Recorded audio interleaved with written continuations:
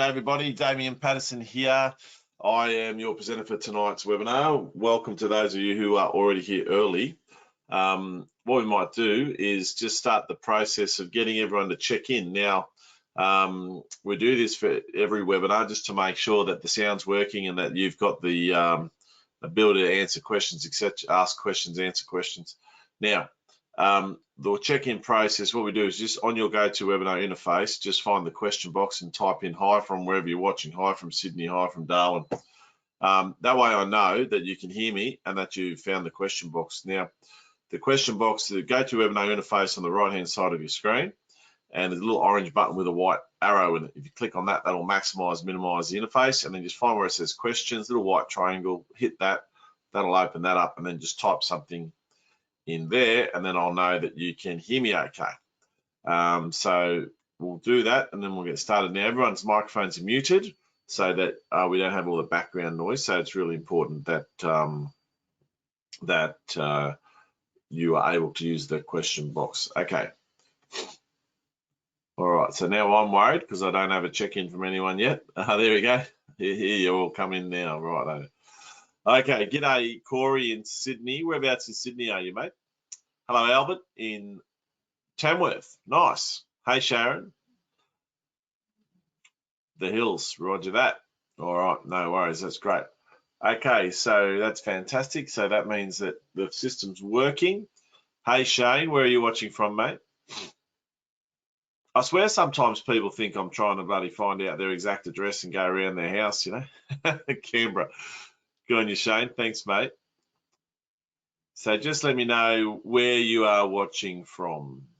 So hi from Sydney, hi from Darwin, hi from Perth, hi from Canberra. Where are you watching from, David? All right.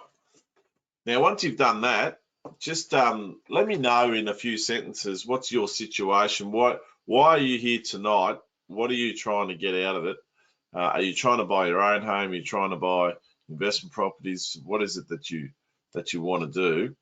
And hey, Dave's in Yetman. Thanks, mate. And Michael's on the Central Coast. Good on you, Michael. Thanks, mate. Yeah, let me know what you're here for, what you want to get out of this webinar, and I'll do my very best to make sure that you get that tonight. So just let me know there. Okay, David's investment property. Okay, cool. Well, we're definitely going to talk about that. All right.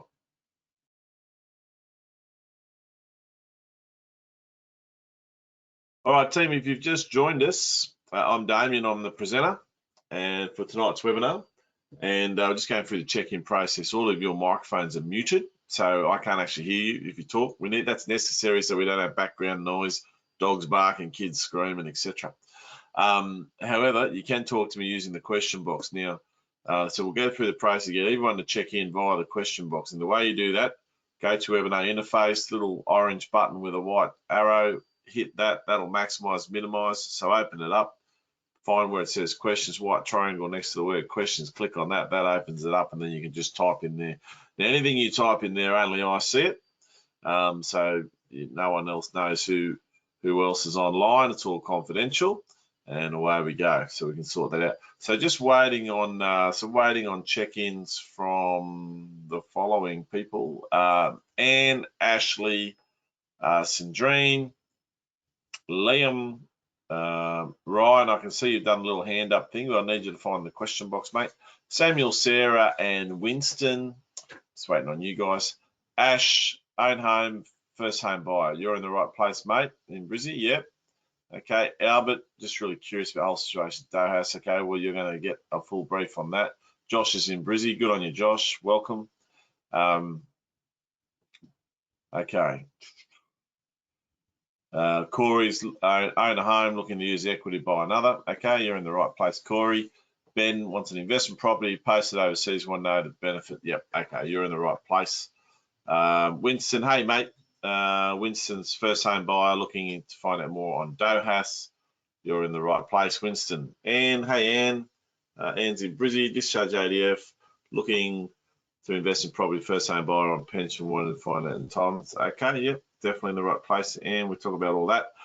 Michael, looking to buy a first home, sitting on some cash, thanks to DVA. Righto, yep, you're in the right place. Samuel wants to buy a first home. You're in the right place, Samuel.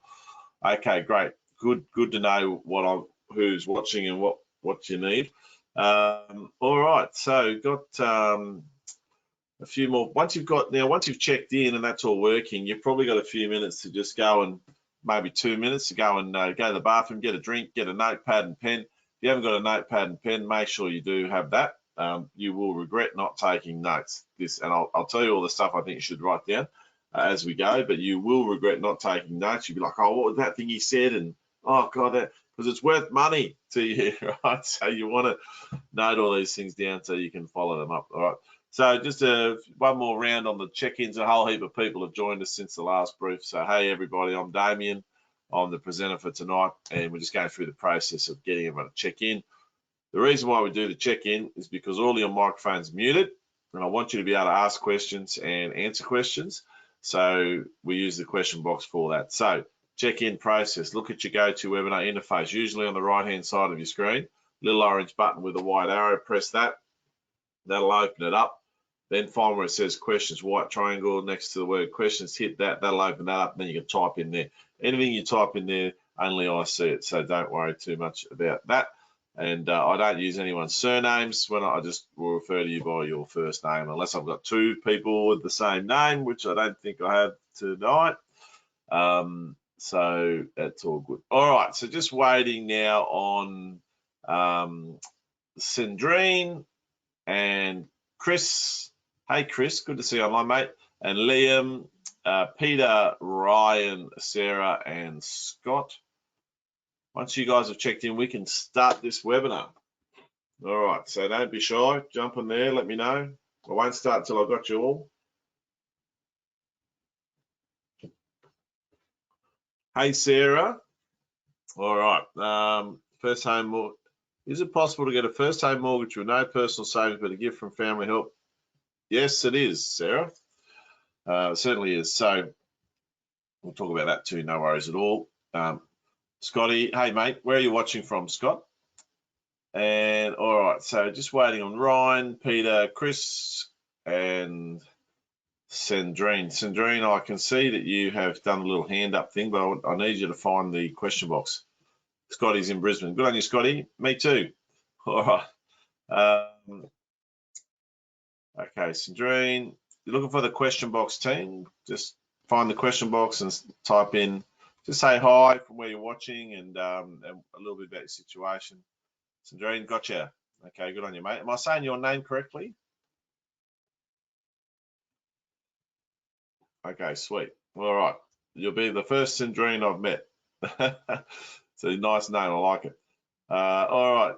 I've got two Davids now. I've got a David B who's checked in. Thank you, David B.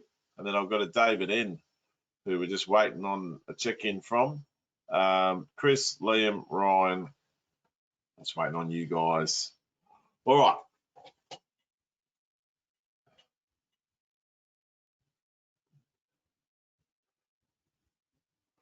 All right, team, I'll go one more time on how to find the question box, and then we'll start the webinar. So right-hand side of the screen, go to webinar interface, little orange button with a white arrow. You hit on that, that'll maximize and minimize the interface. Make it appear, make it disappear. So make it appear, and then find where it says questions with a little white triangle, hit that next to that, and then type in there, and then away you go. Okay, Chris from Adelaide, looking to buy a first house. Hey, Peter in Darwin, good on you, mate. Hey, Chris, have we talked before, mate? Your name looks familiar. I feel like we've already met, well, at least online. Okay, I'm going to get into the webinar now, team. Look, the way I like to roll is I'm going to give you as much value as I possibly can in this session. Okay, so if you've got questions, feel free to type them into the question box. If I don't answer them straight away, it's because I've either got a question, I've got an answer to that question coming up in a future slide, or it's just I want to keep the flow. But I will answer every single last question by the end of the webinar. So by the end of this webinar, you will be in a much better position. You'll be more educated. You'll be able to, and you'll be more confident in whatever decision you decide to make about your property stuff. Okay, now it is a big decision, and it's important that you get a bit of education before you go making any decisions. Okay, Samuel wants a first home. And good on you, Samuel. And then no worries, Ryan. Ryan's in, Liam's in. Yeah, long time ago, Chris. Yeah. Okay. Ryan's in Sydney. Good on you, Ryan. Okay, let's go. All right. Legal disclaimer. This information is general in nature only, okay? It's not specific information for an individual circumstances. What's a good idea for Scott may not be a good idea for Shane. So all of your individual circumstances are different. So what you're going to do is take these broad principles and information that I'm going to teach you tonight and then go to that next step, which is to get the one-on-one advice, okay? So this is not that advice. This is just a broad education and awareness, and we go from there, all right? Now, whether you like it or not, you're playing a game and you're forced to play this game, and that game's called the housing game. You have to play this game because you need somewhere to live. So if you're forced to play the game, you may as well learn the bloody rules, because if you don't know the rules and you don't know how to play it, you're going to get smashed, okay? And what that means is you lose money, basically. Now, what should you be doing? Should you be living in your own home, or should you be renting and owning investment properties? Or where should you be buying your properties? You know, should you buy your own home and pay it off first and then buy other stuff? Or should you put the minimum on your own home and put everything you can into other things? You know, these are the sorts of questions. Now, just like any other game, okay, there are strategies and tactics that work and strategies and tactics that don't, okay? And I want you to think now about your favorite game. Jump on the question box. What's your favorite game? Sport, might be a board game, might be a computer game, card game. Jump on the question box. Who wants to tell me what's your favorite game? Okay, just think about your favorite game. Okay, Ben says rugby. Now I want you to think about the first time you played that game. Okay, how good were you on your first game? Okay, Anne's into hockey. Albert plays rugby league. Righto. So remember your very first game, you were hopeless, right? And you got smashed, probably. And this is what happens, right? But then as you learnt the rules and then you learnt the strategies and tactics to play, you got good at it. Now, guess what? Housing, the property market's the same. As you understand it and you play it more and you think about it, you educate yourself, you take action, you'll start getting good at it. And you don't have to, like, it's not something you just learn overnight. You've got to actually just commit yourself to the process. Anyway, now in that game, there's some cards you get to play, right? Ashley says, you know, Ashley, I will hammer you, and you know, I'll tell you something, right? Anyway, all right. In this game, you got some cards to play, and these are what they are here, right? And these are all your, depending on whether you're regular, full-time, part-time, reserve, full-time reserve, or veteran, or you know, you have all or some of those on the screen.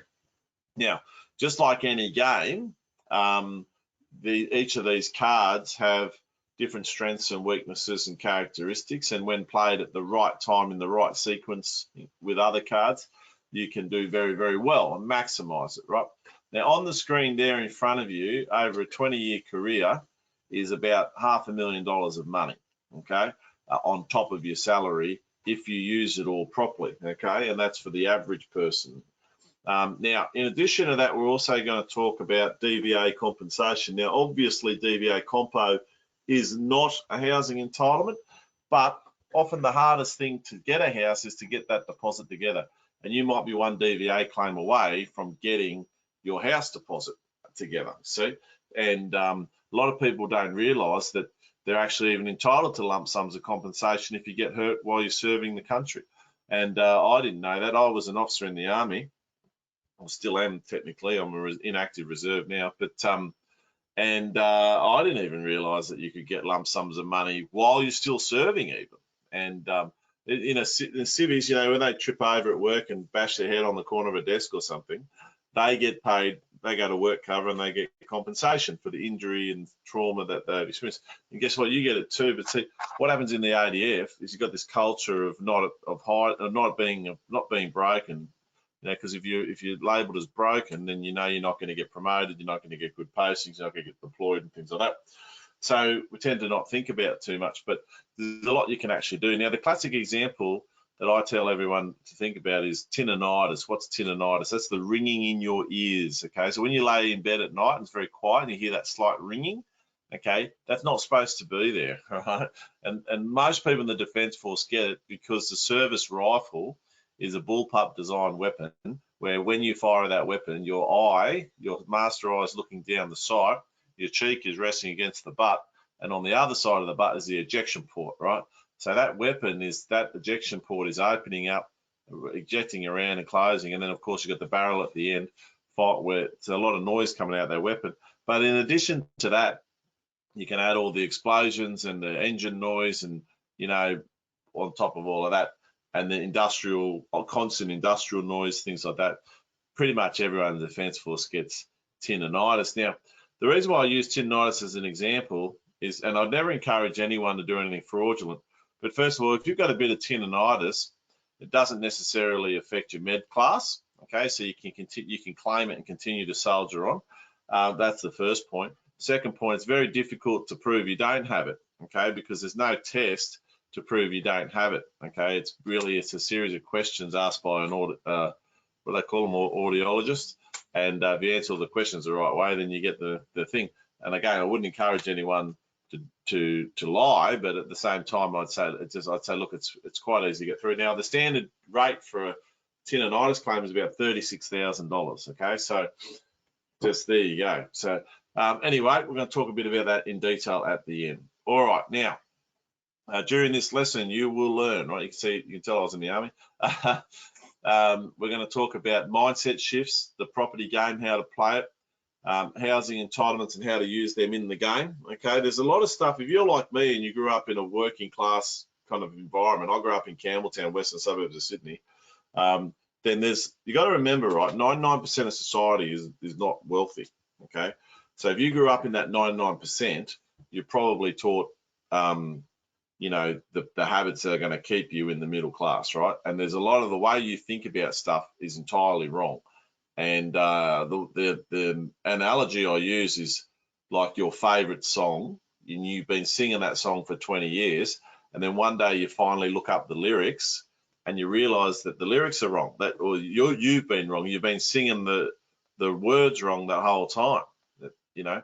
And this is what happens with your money and a lot of the way you think about things in life is the whole life you'll think about them a certain way, and then one day someone will just go, actually, no, it's slightly different. It's actually that. And then you go, holy dooly, right? And you go, wow. And that's what I want to do tonight is I'm just going to show you a few things that will really shift your thinking about stuff. At the end, I'll also just talk about DVA claims because I think it's really important that everyone does understand it properly. The system doesn't teach you properly, mainly because most of the people running the system don't understand it themselves, you know, because they're still serving and they don't want to be labelled as broken either, so they haven't even looked at it and they just think, oh, that's something I'll look at that when I get out. All right, and then how to get more help. All right, so if you've just joined us, I'm Daimien Patterson. I'm the presenter of the webinar tonight. And all of your microphones are muted. So if you are trying to talk to me, I can't hear you, but you can talk to me through the question box, which is on the GoToWebinar interface on the right-hand side of your screen. If you just open that up and you see where it says questions and you can type in there, anything you type in there, only I will see it. I can see everyone has got that except for David N. David B's good to go. David N. and Richard. You guys, if you want to talk to me, just find that question box and type it in there, and then you will be good to go. All right, cool. So let's go. All right, first of all, a bit of background on me.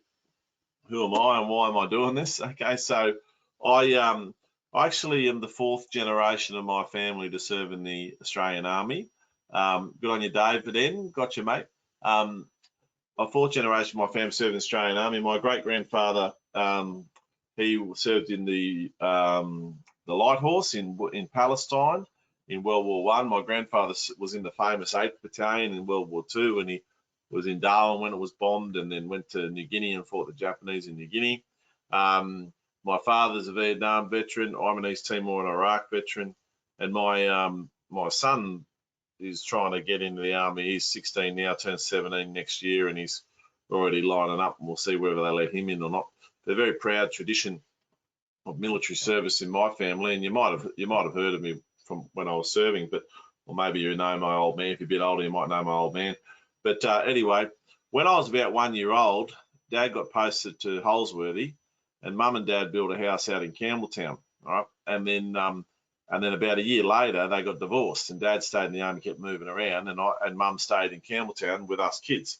So I actually grew up in Campbelltown, and in that environment, see a lot of people working really hard, you know, but not getting anywhere financially. And see, if you grew up in an environment like that, hey, let me know if you grew up in a similar environment, working class. Like, jump on the question box, say, you know, working class or wealthy family or housing commission. Like, what environment did you grow up in? And of course, we don't choose that, do we? It's sort of chosen for us. And anyway, but we're a product of that environment, and it's really, really important that we understand. Chris and Josh, yep, working class, Ben, everyone there.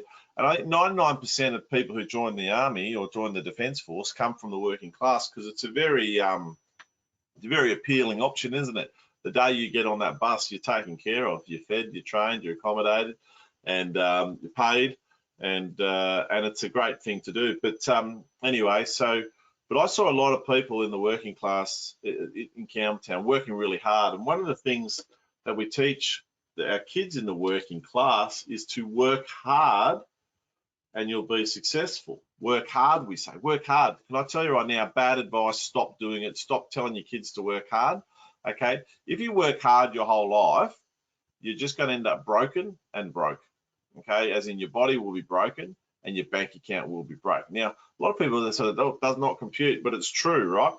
And everyone gets the same number of hours every day. You gotta work smart, okay? And that's what we need to teach people, work smart.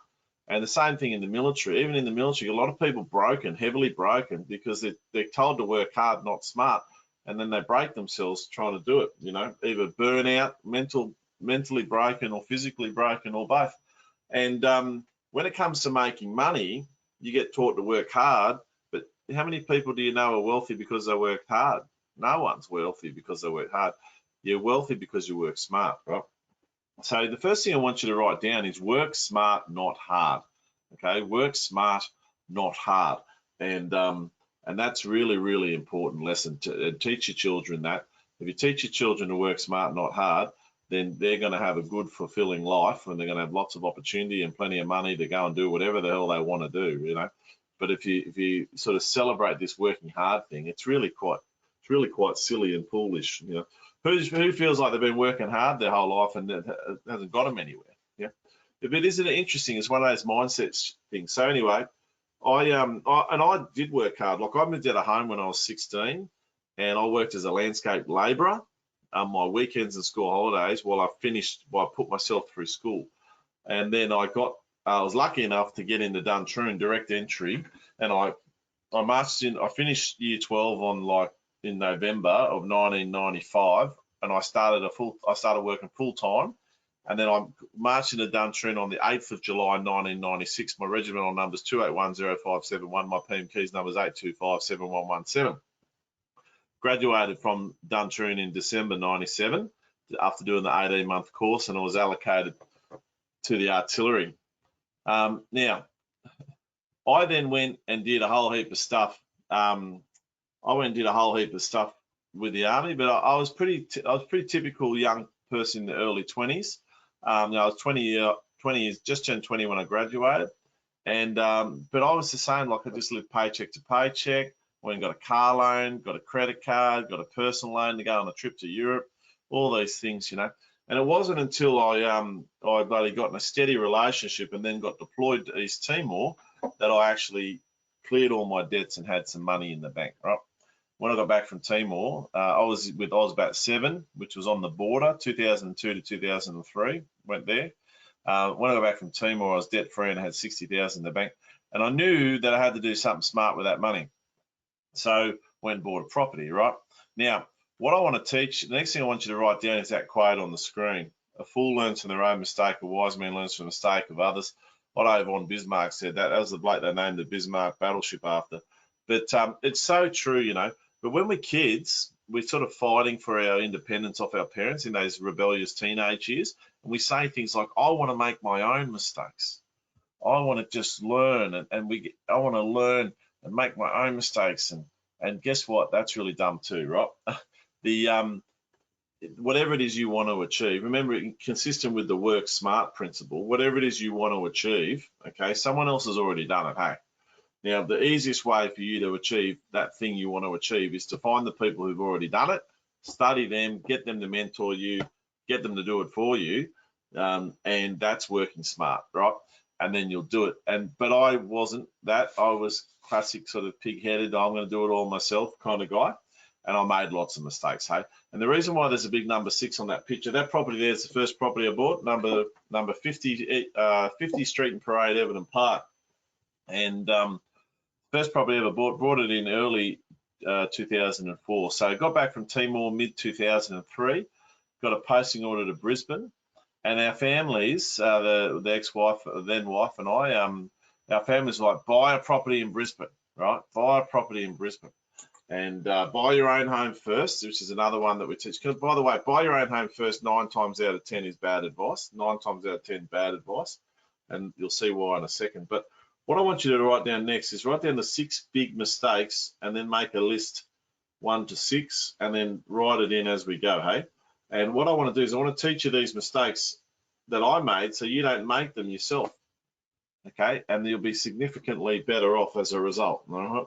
So mistake number 1, wrong city. Now, most of us tend to get shaped by this idea that we should buy our own home first, so therefore we buy our own home where we need to live, okay? But I'll prove to you tonight that that's not necessarily good advice. In fact, it can often be very damning and bad advice. Now, the problem with buying in, we were in Darwin when I got back from Timor, then we got posted to Brisbane. So we turned up in Brizzy January 2004. We started looking for a place to buy, right? Now, the problem is, in 2004, Brisbane was precisely the wrong place to buy because Brisbane had just been through a boom. See, property markets, they don't just go up, up, up all the time. You have these flat periods, and then you have a boom, then you have a peak, and then a small correction, and then a flat period again, right? And where you want to be buying is you want to be buying at the start of the boom, okay? Now, that every city is in a different stage of that cycle, you see? So there's always a city in Australia or a major regional centre that's entering a boom. And if you buy your property there, you're going to make hundreds of thousands of dollars. If you buy where you need to live, 9 times out of 10, you're not going to make much money at all. Particularly when you think about how hard you've saved to get that deposit, you really want to make sure that the property you do buy has the best chance of success. Now, from 1999 to 2004, the 5 years before we bought the property, the Brisbane market had boomed and had doubled in value in 5 years. And so we had bought in precisely the wrong place. What we should have done, right? What we should have done is we should have stayed in a bloody married quarter, which is cheap as chips rent, really cheap. And when you're in a married quarter, you only have to pay a few $100 a week rent. You don't have to pay any mortgage. You don't have to pay the council rates. You don't have to pay the maintenance. Everything's super cheap. And we should have put the money into a property in Perth. Because had we bought a property in Perth, an investment property in Perth in 2004, in the next 5 years, it would have gone up by $300,000. So mistake number 1, I want you to write down is wrong city, okay? Wrong city, and write 300K minus 300K. Now that's what we call an opportunity cost. That's the money we didn't make because we went left when we should have gone right, you know. Now, Sarah, if you're using, this is Sarah's made, but if you're using a first homeowners grant, don't you have to live in it? Yes, you do. And this is the problem. The first homeowners grant shapes you to try and buy your own home first, you see. But when you're buying your first property, you don't have a lot of money, the first homeowners grant is quite significant. But you might be better, what I'm saying to you is you might be better off just holding off and don't buy your own home. Keep your first homeowners grant in your back pocket for later when you do buy your own home, and buy an investment property first. That's one of the options. But if you live in the booming location, then you should probably buy your own home. So this is what a lot of the strategy and tactics of it all is about, right? So if you came to this webinar tonight with a view to buy your own home, okay, maybe just take a step back from that decision for a second and go, okay, well, maybe not. Maybe we should buy an investment. Maybe we should buy our own home. And without knowing your situation, I can't tell you which one you should do, but you'll be able to work it out for yourself by the time we finish this webinar. Mistake number 1, wrong city, okay? Now, always buy where it's booming, you make lots of money. People say, oh, but Daimien, I just want to live in my own home. I say, fine, give me the 300 grand then. They go, what do you mean? I go, well, that's how much money you're going to, potentially lose That's how much we lost because we didn't buy in Perth, we bought in Brisbane, you know, because we were shaped by the wrong people in our ear. Buy your own home, use the first homeowners grant, like, all right, and that's the mistake. See, that's why, and it's a very significant mistake, and that's why it's mistake number one. Mistake number two is wrong suburb. Once you've worked out which city you're going to buy in, then go down to the next level of detail and pick a suburb where there's some infrastructure. Now, the price of anything is dictated by supply and demand. If there is more people wanting to buy it than there's product to give them, the price will go up. When demand is greater than supply, prices go up. So we can actually predict booming locations by understanding this. And so what we want to do is look for factors that would attract more people into an area. Now, a great example is a new railway line or new railway station on an existing line. In the history of property investing, whenever a railway station's been put or a railway connection's been put into an area, house prices always boom. And the reason for that is because all those people who work in the city in those big high-rise towers in the city, all those people, they don't have a car park. They've all got to catch the train to and from the city, right? So their whole decision-making process is based on, well, where can we live that's close to the train? And so if there's no train, they're not living there. As soon as the train line goes into that area, all of those people are now part of the buying pool, and the demand goes up, right? And the supply is constrained. So these are the factors that we want to look for. We want to look for any sort of infrastructure spend. And I say to people, don't add value to your own home. Just let the government add value to your house by building a brand new school down the road or building a new train station. Let Westfields add value to your house by building a new shopping centre that wasn't there before in that suburb, and they had to drive half an hour to the next Westfields. Next thing you know, they build a Westfields there, boom, you know. And this is what happens, right? Because when you buy a property, you don't just consider the internal features, you also consider the stuff in the area, right? So wrong suburb is mistake number two. That Everton Park back then, 2004, had nothing going for it, and it still doesn't really. But you want to buy in where there's all something happening. All right, mistake number three, old property. Don't buy old property. Bottom line up front, don't buy old property. Always buy properties brand new, and I'll talk you through the reason why. Let's say we've got two properties side by side. Okay, they're in the same suburb, and they're both worth, say, 500 grand. They both rent for 500 bucks a week. But one property is brand new, and the other property is 20 years old. The brand new property will cost you 200 bucks a week less, or 10 grand a year less to hang on to, right? And there's two reasons. One is depreciation, and the other is maintenance. Now, we'll start with maintenance first. Once a property is 20 years old, it starts requiring heaps of maintenance, right? Because everything's now 20 years old and start what we call block obsolescence, where things need to start being replaced. Now, the first thing that let's talk about, how much does it cost to repaint the inside of a house? How much it costs to repaint the outside of a house? How much does it cost to replace all the air conditioning units? How much it costs to redo the kitchen? How much it costs to redo a bathroom? How much it costs to replace the carpets, the curtains and blinds? How much it costs to redo the landscaping? How much it costs to reseal the roof? All of these things start happening, right? And you need to budget about 5 grand a year. Now, 1 year it'll be nothing, and the next year it'll be 10 grand. So it's like an average of 5 grand a year, which is $100 a week, right? So the old house, the 20-year-old house, is receiving 500 bucks a week rent, but it's losing 100 bucks a week in maintenance, or 5 grand a year on average, right? So it's really only renting for 400 a week because you've got to fork out so much in maintenance. So brand new house, no maintenance because everything's brand new and it's covered by a builder's warranty as well, right? Very significant difference. And I say to people, look, if you don't like money and you like wasting money, just buy an old house and let it suck all your money out of you, okay? The second reason is depreciation. What's depreciation? Now, theoretically, the building that you're sitting in right now watching this webinar from is going down in value, right? The carpet's going down in value, the curtains are going down in value, and that's true, isn't it? You wouldn't be able to sell the carpet for what it costs to buy and install, so obviously it's going down in value. Now, the government on investment property, the government allows you to claim that theoretical depreciating value on tax. Now, the way that works is you get a quantity surveyor comes in, they do up a survey of the property, and they value everything, and then they do a little table, and it says how much you can claim every year for the next 20 or so years on tax, see? So in the first year, a brand new house will get at least 15 grand in depreciation claims. So what that means is when you do your taxes that year, you're going to claim $15,000 just for the depreciation. Now, the beautiful thing there is it's not actually, you didn't actually spend 15 grand. It's not real money. It's just a theoretical deduction, but it triggers a very real tax return. It lowers your taxable income by $15,000. Therefore, you get a 32.5, whatever tax bracket you're on, of 15 grand back refunded to you, okay, because you paid tax on that and you shouldn't have. And then that ends up being about 5 grand a year, 52 weeks in the year, $100 a week. So back to the comparison, two houses side by side, one's brand new, one's 20 years old. Brand new property, no maintenance, getting $500 a week rent, no maintenance, but it's also getting an extra $100 a week in the tax return. So it's effectively pulling in $600 a week.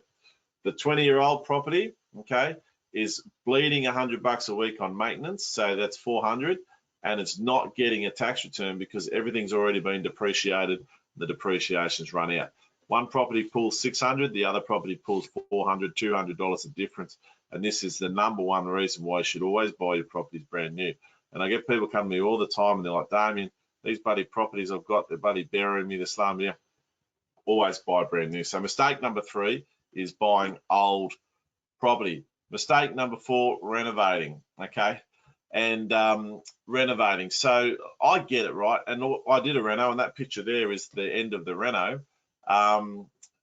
Joshua, you don't have to use your first homeowners grant on your first property. You can buy an investment property first, and you can keep the first homeowners grant in your back pocket for use later. When they first brought the first homeowners grant in 20 years ago, that wasn't the case.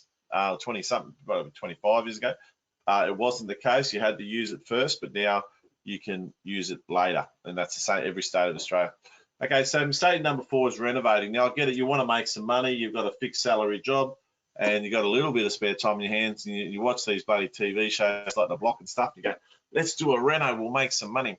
To this day, I've not met anyone who has a full-time job and has made a legitimate profit on a renovation.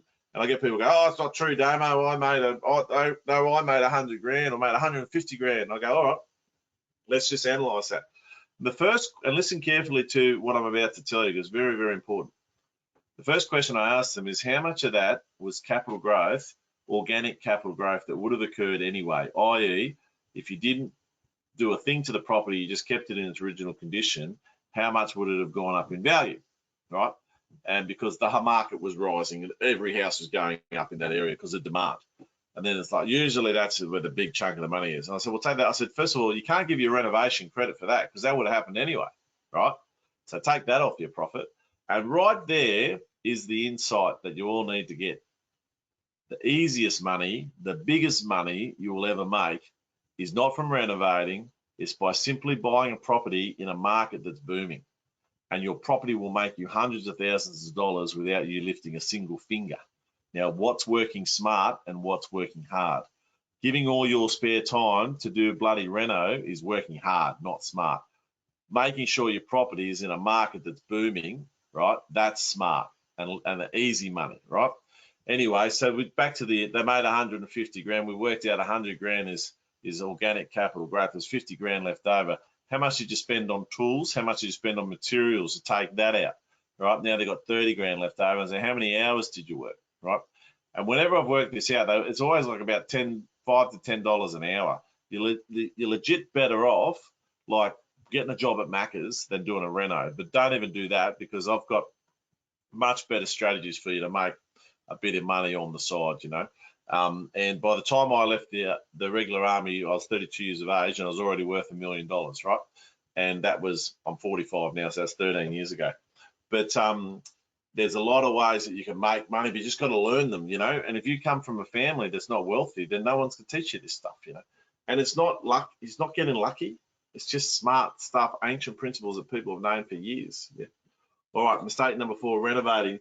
Mistake number 5 is procrastinating, okay, not taking action, putting it off, putting it off, putting it off. Who's been putting it off? Who's been, come on, fess up, say me, type in me if you've been meaning to do this to get a property for years now and you haven't done it. Yep, okay. Now just understand, time is your friend and time is your enemy. Time in the market is your friend, time out of the market is your enemy, okay? So now the quickest way to get, the easiest way to get something done, right, is to get someone else to do it for you. I know it sounds like a bit of a cop out, but seriously, and have some. And the final mistake is not having a mentor, right, or not having a guide. Now, with 2020 hindsight, I think if I could go back in time to 2003 when I got off the plane from bloody Timor, right, I would have straight away, I would have got a mentor, okay, and would have got some professional help. And they would have said to me, don't buy in bloody Brisbane, mate, buy in Perth. And before I even got to Brisbane, I would have already had an investment property in Perth.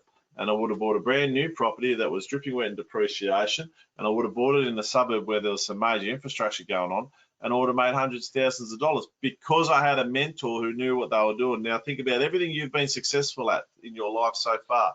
Maybe you've been successful in your marriage. Maybe you've been successful in your sport. Maybe you've been successful in your career. Whatever you've been successful at, I'll guarantee you, you've had a mentor, someone who's been guiding you, teaching you, giving you a heads up the way forward, right?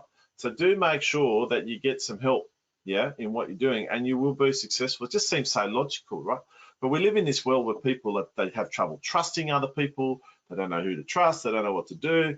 And so they kind of just either don't take action or try and do it all themselves. And both of those things are bad courses of action as well, right? So make a commitment to yourself that, you know, within the next 24 hours, you're going to do something about that, right? You're going to actually action it, get it done. Particularly, this is a thing that's going to make you hundreds of thousands of dollars easily, okay? And you're putting it off because your bloody OC wants something done by 1600 tomorrow, you know? Like, and this is what happens. We end up prioritizing everyone else's stuff, what everyone else needs of us, over this, which is important, okay? So the 6 big mistakes: wrong city, wrong suburb, old properties, trying to renovate, procrastination, and not getting a mentor. Make sure you don't make those mistakes. Might just check in there. Is this good stuff, or you're already getting some value from this information? All right.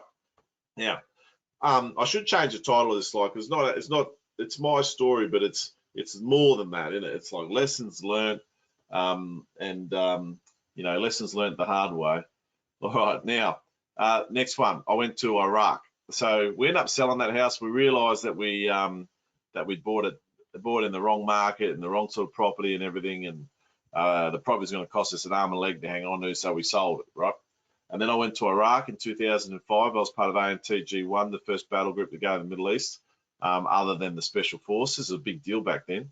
And then ironically, I never even stepped foot in the Amathana. I ended up going to Basra, where I was attached to the British headquarters, and then I went to Baghdad, where I was attached to the Americans, and then I went to Australian headquarters. That was 2005, so it was a long time ago, 18 years ago now. But when I was in Iraq, I realised this. Like I thought, geez, I'm a bloody idiot. I've bought this bloody property, and look where we're at. I had 60 grand before I bought it. I only had 40 grand left over after I sold it, and I'm like, well, what happened there? It went backwards. So I started really researching and teaching myself and finding mentors about property investing. And when I got back from Iraq, I had two very important things. First of all, I had 110 grand of savings. And second of all, I had the right knowledge and mentors to help me, right? And then I started doing very, very well, okay? So well, in fact, that in 2009 was my last year in the regular army, so 4 years after I got back from Iraq. And that year alone, the property portfolio made 260 grand. So I was on 100 grand. I was on like I was a second year major in a command appointment, 103 battery in Darwin, for anyone who knows the army and knows Darwin well.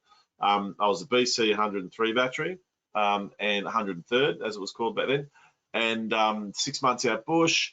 And that year alone, the property portfolio went up $260,000, right? And I was on like 90 grand plus service allowance or something, so it was about 100 grand. And my wife was on 60 grand. So we earned 160 grand salaries.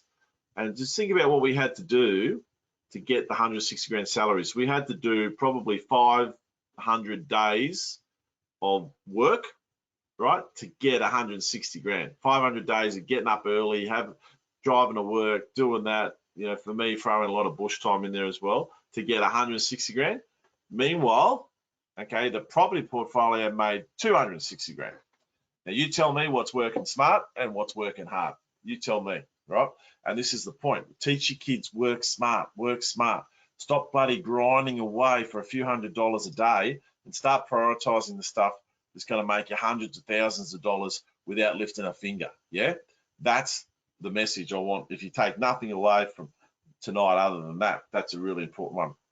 So I started doing very well. I was actually doing pretty well in the army. I was going to get posted to the Chief of Army's office next, and then assume I would have gone to staff college and done all that sort of stuff. All my mates are all bloody colonels and brigadiers, and the other guys who stayed in. But I got offered a job to go and work for a property investment company, and I had 2 young kids by this stage, and everyone has to pick their time when they leave defence, right? So I thought, you know what, I might quit while I'm ahead here, and I might go for my second love, which was property investing, right? My first love was the military, was the army, but anyway, so then I went and did that, and I worked for a company that, unfortunately, those values that you and I share from the military, they don't necessarily have them, right? And I remember working for this company. Cut a long story short, they were dodgy, and I couldn't work for them, couldn't ethically work for them. So then I started my own business, and I called it Integrity. And the reason I called it Integrity is because of that, okay? Because I was like, we can actually help people to invest in property, mentor, guide them, and support them, and do it with integrity, and that's what Integrity Property is all about. I've written a fair few things. I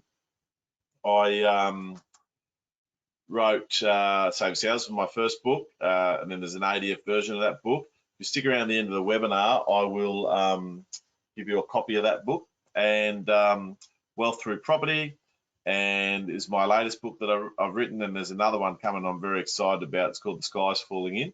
I can't wait to tell you all about that. But if you hang around the end of the webinar, you will get a copy of Save Houses ADF version. All right. Okay, now at the end of the webinar, I am going to try and sell you something. Okay, I'm going to give you an opportunity to become a client. If you feel that you would benefit from that, you can take that opportunity. So that starts with training, and then so after that, which is this webinar, if you've got a partner who hasn't watched this webinar, we'll make arrangements for them to watch the webinar, and then my guys will have a bit of a chat to you, and then a free chat, and then book yourself in for an appointment. Now that appointment costs $297 normally, and we usually do it online with using Google Meets, but I am in Brisbane. If you want to meet face to face, you can do that. Now you can skip the discovery call and go straight to the appointment if you know that that's what you want.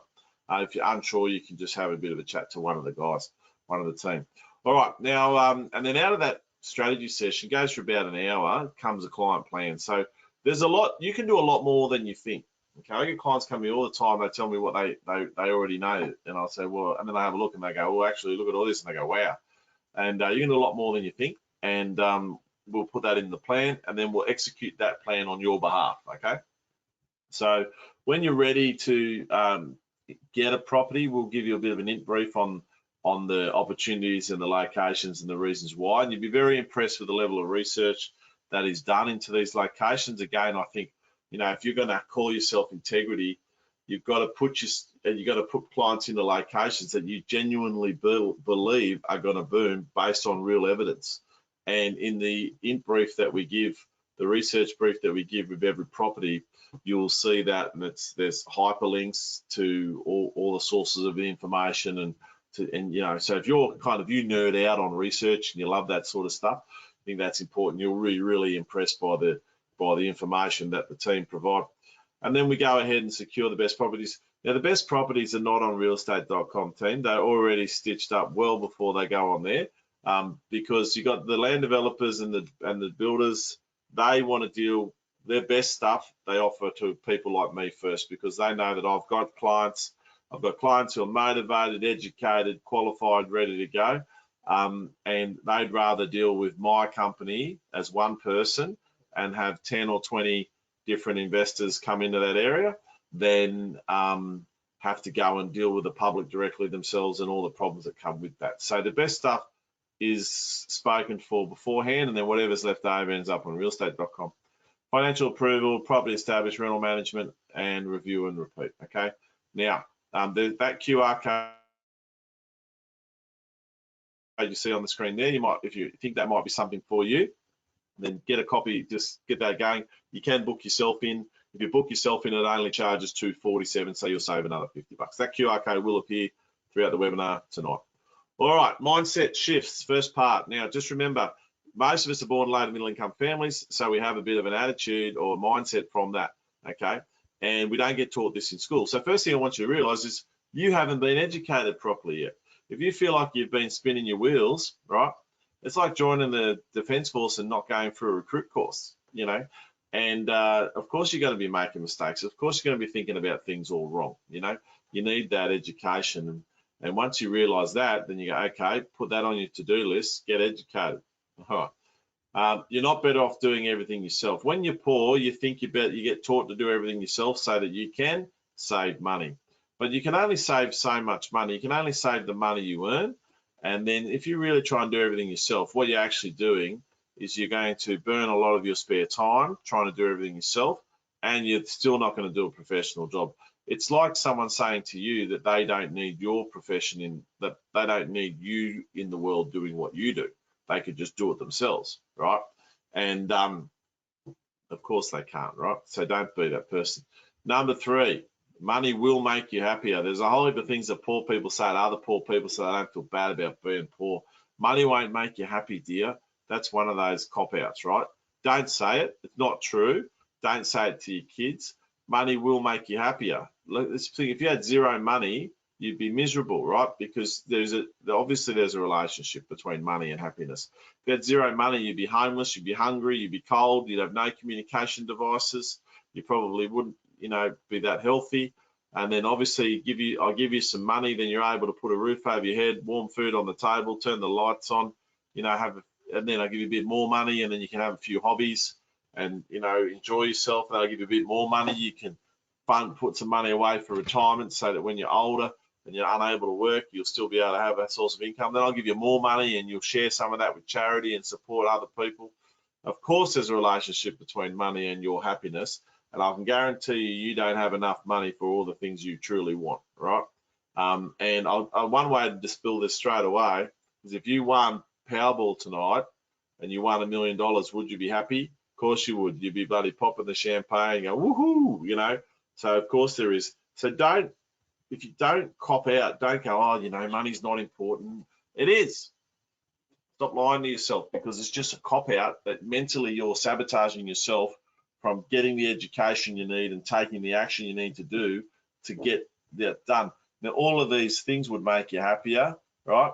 But they all cost money. Sending your kids to the best schools, given to people in times of crisis, like, you know, that photos from the tsunami that went through Japan, I think, and then funding your own retirement, being financially secure. All these things make you happy. All these things cost money. Don't pretend that they. Right.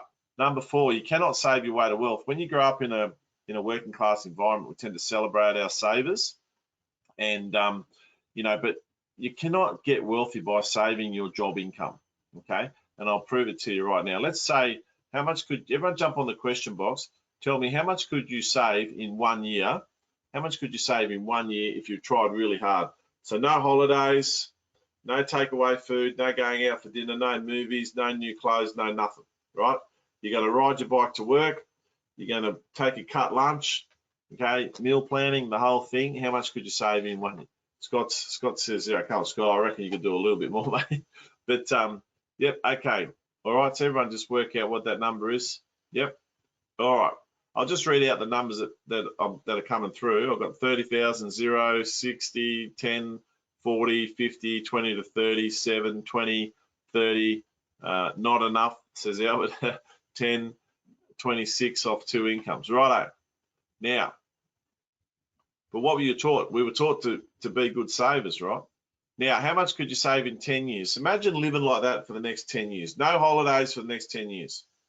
All your clothes you're going to buy from the op shop for the next 10 years. Okay? No going out for dinner, no takeaway food for the next 10 years. You're going to save hardcore. Add a bit for interest. What do you got? Question number 3. Now retire and pay your current salary to yourself. How many years until you run out of money? You simply can't save your way to wealth. You need to have other stuff making money for you, okay? Have other stuff making money for you, really important. All right, number 5. Your home is a liability, not an asset. You ask a rich person, is your home an asset or a liability? They'll say it's a liability. Ask a middle-class poor person, they will say it's an asset. Your home is your greatest asset, they say. No, it's not, okay? Your home is a liability. Even when you are mortgage free, even when you achieve the dream of paying your mortgage off, your house will still cost you money. You'll still have to pay council rates, a couple of grand a year. You still have to pay insurance, another couple of grand a year. You still have to pay for the electricity and internet connections, right? And your house is going to be more than 20 years old, so you'll be up for 5 grand or more a year in maintenance. So you're up for at least 10 grand a year, right? Even when you're mortgage free, you're still going to have to find that money from somewhere, okay? And that's the first thing. It's really important that you understand your home is not. Now, I have people, they say to me, your home is your greatest asset. I said, really? Yep. I said, tell me about yours. When did you buy your house? They said, 1990. I said, great. How much you pay for it? $100,000. Wow, that's bloody impressive. What's it worth now? $1.2 million. Wow, that's amazing, I say. And then I say, is that the best financial decision you ever made, to buy a house? They go, yep. And I said, well, then why didn't you buy 10 houses then? And then I just stop, you know. And you think about your own financial life to date. What's been your best financial decision so far, right? And why it's probably to buy a house. So why aren't you buying more of them, you know? And what happens is a lot of people focus on paying off the one they've got rather than putting all their extra money into buying more houses, okay? Now, the problem we've got is this here. All the sheep, right, are following each other off the cliff. And the cliff is what's called eating your house. What happens, you get into retirement, right? And then you realize that your superannuation is nowhere near enough. Think of it, how much is your super worth right now? Draw your current salary from your super, how many years until it runs out, right? And then meanwhile, inflation marches on. So the money you got now won't be worth as much as you think it is in retirement, because everything will be more expensive in 20 years time, in 30 years time, right? Things will be more expensive. And what happens is you'll get into retirement and you realize you don't have enough money. You go to your financial advisor and they'll say, well, you can always sell the house. And your first response to that is, I don't want to sell the house. I've got memories in this house. I want to keep it in the family, hand it down for generations. Or, well, your financial reality is that you can't do that. And then they'll say, then they start helping you rationalize it. They say, well, do you really need such a big house? Maybe we could downsize, you know, maybe we could downsize. Why don't we sell it and then just move into an apartment? You know, you don't need a 4-bedroom home anymore. And this is what happens. So the cover story is downsizing, but the truth is, haven't been financially organized enough, right? And if you had 10 investment properties, then you could just sell one, you know, but you probably wouldn't need to sell them by that stage. All right. Number 6, understand what a real asset is. Oh, I just want to say, by the way, there are people in your family right now who are facing this crisis. Older people, right, in retirement in your family right now who are selling their house. A lot of these grey nomads that are going around the country, okay, here's something to think about. What's the cheapest form of accommodation? Living in a caravan. If you live permanently in one caravan park, you're a loser, right? But if you move every 2 weeks and do a lap around Australia, then that's the trip of a lifetime, isn't it? But the reality is why a lot of these grey nomads are doing what they're doing is because they haven't travelled their whole life. They've been hopeless with their money. They haven't travelled much at all, right? The only thing they've got is worth any money. So then they sell the house, they buy the caravan and the 4-wheel drive, they drive around Australia for a few years, and then they sell the van and they move into an apartment or a retirement village or an over 50s village or something like that, right? That's what you want, then that's where you're heading if you don't do something about it. All right, number 6, assets. Now, you get taught wrong what assets are in the middle class. You get taught that assets are anything you've got of value that you can sell for money, right? But there are real assets and there are false assets. Now, a real asset is something of value that goes up in value, not down. Now, think about it. If all the stuff you own, you might own stuff that's worth money, but if it's going down in value, then are you getting richer or poorer? Yeah. And then it must produce an income, right? Because if it doesn't produce an income, you'll have to sell it later. But if it produces an income, that income will grow, and then it'll replace your job income, and then you can retire on the back of it, right? Now, a lot of people would list their car as an asset, and because it is of value, but it goes down in value and it doesn't produce an income. Cars are liabilities, okay? Your own home. it's a value and it goes up in value, and that's great, right? And for a lot of people, their own home is the most successful financial decision they've made, but it's not the most successful financial decision you could make, right? But it doesn't produce an income, right? Investment property is just like your house. So value goes up in value, but it produces an income. It produces a rent and a tax return effect, yeah? Because you can claim all the expenses on your tax. So that is therefore a real asset. Now, what else could you buy that meets the definition of a real asset? Jump on the question box, let me know. What else could you buy that meets the definition of a real asset? Hey, Ben's asked a question, is it worth paying off my mortgage or not? The short answer, Ben, is not, okay? And in my book, Wealth Through Property, we talk a lot about that, and I'll explain a lot of that to you later. But yeah, not, okay. And a lot of people have trouble with that. You will pay your house off at some stage, but really what you want to do is have other people pay it off for you, which is all your investments and the income coming in, right? Having all that income paying off the house for you, not you working your guts out to do it, all right? Yeah, now stocks. Okay, so shares are a real asset because they go up in value and they produce a dividend. Now, a dividend is when that company that you got shares in makes a profit and they distribute it to the shareholders, so you can do that. Now, the problem with shares, there's two problems with shares, right? And you want to write these down. If you don't know what they mean, that's okay, you will soon. The first problem with shares is it's not leveraged enough, not leveraged enough, okay? And the second is the dividends are not guaranteed. Dividends are not guaranteed. So you can get some income from your shares, but the dividends aren't necessarily guaranteed. All right. Now, a lot of people buy crypto. Crypto is not a real asset because, yes, it goes up in value and then comes down again, but it goes up in value, but it doesn't produce an income. So the only way you can derive an income off it is to sell it. And if you're selling it, you're just trading, you're losing your net worth. You're getting poorer because you needed to create some cash, right? And there's other things like as well. All right, what else got there? The other one is a business. Yes, well done, and spot on. So the other one is a business where you actually own the business yourself. You're not, you are the shareholder. You're 100%, right? A business, but more importantly, and a business that runs itself, okay? Business that runs itself. That's a real asset as well. All right, now anyone you know who's wealthy, I guarantee you they made their money in real estate and business, okay? Very few people get wealthy on the stock market.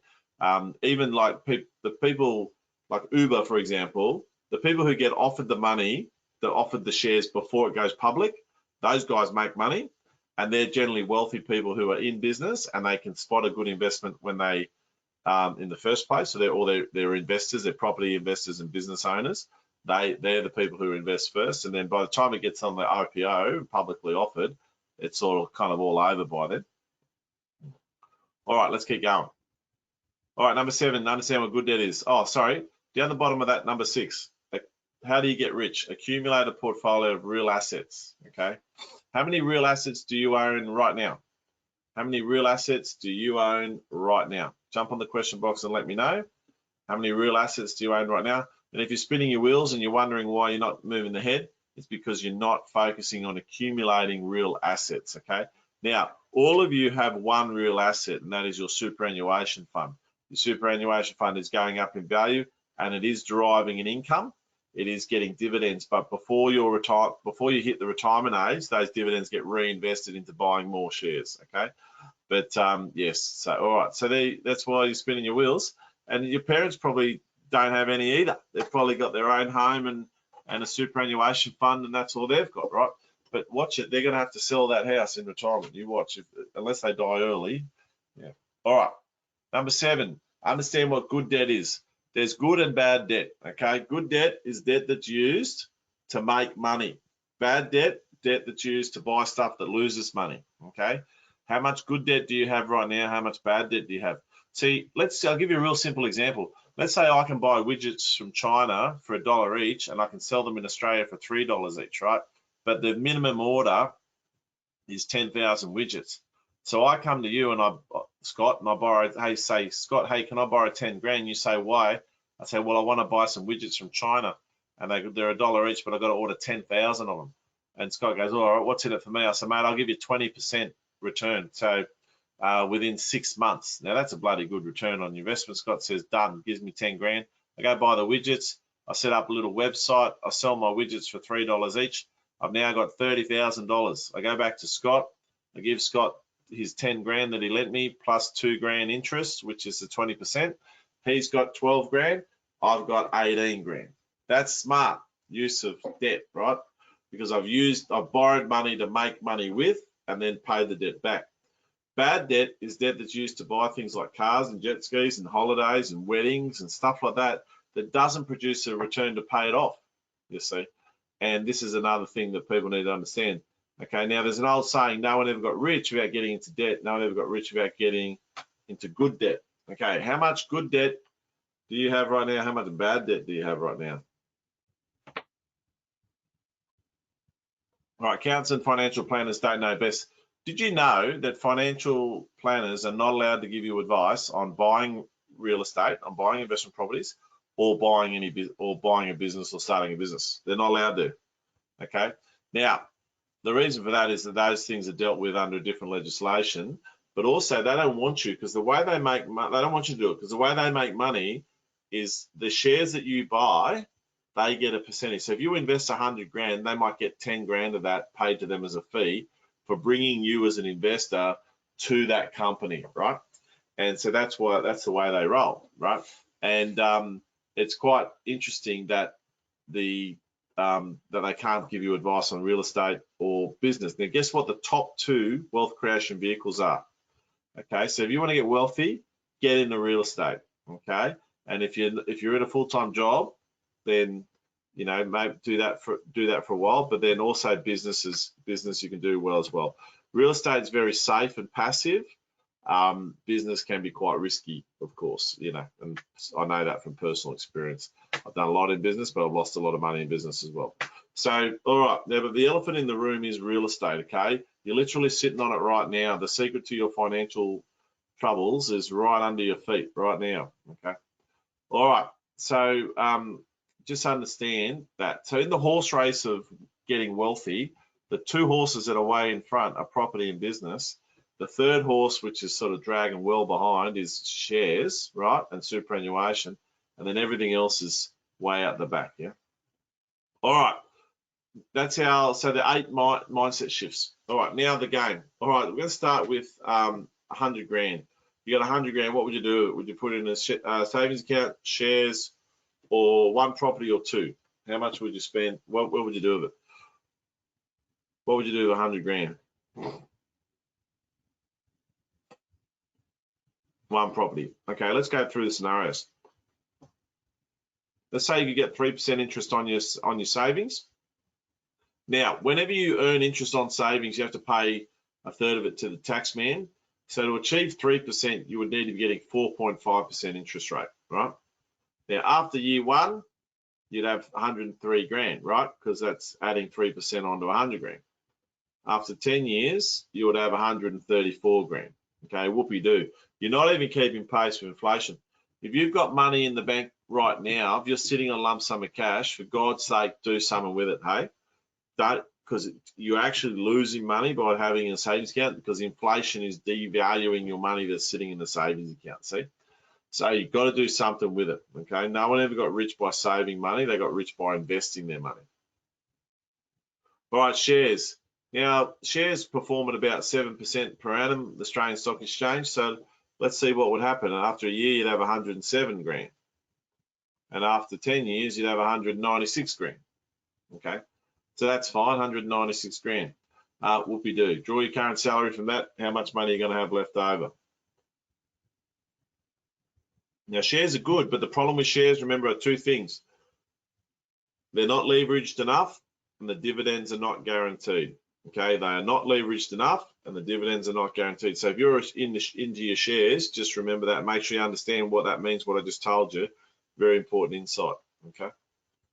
All right, house prices. Now, Winston Churchill said I can see far into the future because I've studied the past, and let's study the past. So house prices, when people say house prices double in value every 10 years, that's not entirely true, okay? Because in some places, house prices have exceeded that, and in other places, they haven't even gone anywhere near it. So Townsville, for example, hasn't done anything in 15 years. The prices in Townsville are about the same as they were 15 years ago. Okay, but then other places have done quite well. But look, you know, house prices in the major capital cities have all performed. It's basically true. So it's hard to believe you could buy a house in Brizzy in 1970 for $8.5 grand, but you could. And in the 10 years from 1970 to 1980, it quadrupled in value. Then in the next 10 years, it tripled in value. And then the next 10 years, the 90s, when we had the recession we had to have, we still saw an 80% increase in value in that time. So when people say house prices doubling value every 10 years, it's not entirely true. The historical average is greater than that, greater than the double. But there are decades where it hasn't quite achieved it in each capital city. But it's what we would call in the military a sound planning assumption to do the doubling every 10 years, yeah? All right. Okay, let's go. Now, let's say we buy one property. Now, a lot of people say, hey, you know, make sure you save a 20% deposit so you don't borrow more than 80%. And the reason why they say that is to avoid this thing called lender's mortgage insurance, right? Now, lender's mortgage insurance policy the bank takes out when you borrow more than 80%. And the reason why they take insurance is because when you borrow more than 80%, if you foreclose on the loan, then they might end up not getting all the money they need. Because first thing they're going to do is sell the house quickly because they don't want to keep making mortgage repayments, so they're going to sell it pretty fast, also known as a fire sale, right? And then so they'll sell it probably instead of for 400, they'll probably sell it for 360. And then they not only do they have to pay out the loan, but they, because remember the money the banks lend you, they actually borrow from somewhere else. Okay, they borrow from the Reserve Bank of Australia or a foreign source, right? And so they have to pay the loan out and then a little bit left over. Then they have to pay this real estate agent commissions, the advertising costs, administrative costs, things like that. So if you borrow more than 80%, there's a chance they'll make a loss. So they want you to pay for the mortgage insurance policy. Now, mortgage insurance is 2% of the purchase price, right? So in this case, it might be like eight grand, maybe 10 grand. Now, first of all, if you're telling your kids to save up a 20% deposit, stop doing that right now. Okay, because let's say you want to get this property here, 400. How many years is it going to take them to save the other 40 grand they need? How many years is that going to take, right? And in the time that it takes them to save that extra 10% deposit, do you think the property will have gone up in value by more than 2%? Of course it will. It'll go up more than 2% in the first year. So first of all, the right time to buy your first property is as soon as you bloody well can by the skin of your teeth with the minimum amount of money that the bank will allow you to put in, okay? The not borrowing more than 80% rule has a place, but it's later in the game when you have plenty of equity and you don't need to borrow more than 80% because you've got plenty of equity across your properties. But in the early days, do it. But anyway, let's just say we do this rule. So 80 grand deposit and 20 grand for costs, stamp duty, legal fees. 10 years later, house is worth 800 grand, 480 equity, 320 mortgage, interest only mortgage the whole time, we haven't paid any off, and we're renting it out for 800 bucks a week. Now, when we put in the savings account, we ended up with 134 grand. When we put our money in the share market, we end up 196. Why do we end up with more than double the money on a property, right? Why do we have more money on the property? Property market doubles, share market doubles every 10 years. Shares perform at the same rate as property. Why do we make more money in property? The answer is leverage. Leverage is the secret. Now, what's leverage? Leverage is where, when we bought shares, we bought 100 grand worth of shares. But when we buy property, we can buy 400 grand worth of property, right? Because we go and get the bank's money and we use the bank's money to buy the rest. Now, when the property doubles in value, we don't have to pay the bank's not a shareholder. We just got to pay their loan repayment. That's it. That's our only obligation of them. We get to keep all the capital growth.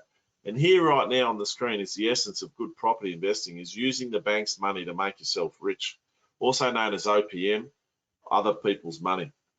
All right, so boom. Now, this is the thing. Now, under your financial advisor never wants you to learn this principle, because as soon as you learn this principle, you'll never buy shares again. You can borrow up to 30% on shares, but that's it. With a house, you can borrow up to 95%. And watch what happens when we do that. Buy 2 houses instead of 1. 5% deposits, 20 grand costs on each, and we'll pay the LMI, lender's mortgage insurance. 10 years later, we've got 420 in that one, 420 in that one. We've made 840 grand because we've applied this leverage principle to buy 800 grand worth of real estate instead of 100 grand worth of shares, you see. And then not only that, we've got a passive income, and that passive income is guaranteed. Dividends on shares are not guaranteed. If the company has a bad year, they cut the dividends. Dividends on real estate is the rent you receive, and it's guaranteed. It's guaranteed. They have, the court will enforce it for you to make sure that your tenant pays their rent. Okay.